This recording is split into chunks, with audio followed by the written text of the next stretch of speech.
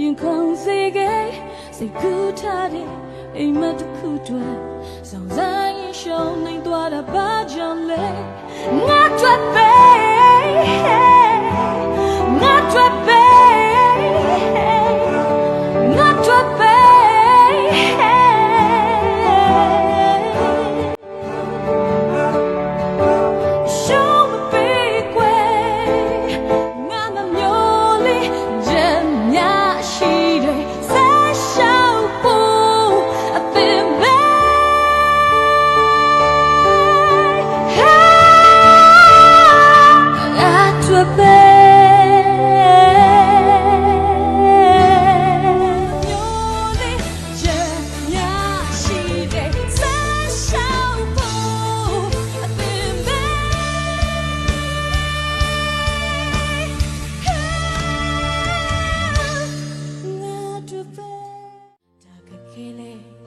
ယုံကြည်နေတော့ခြင်း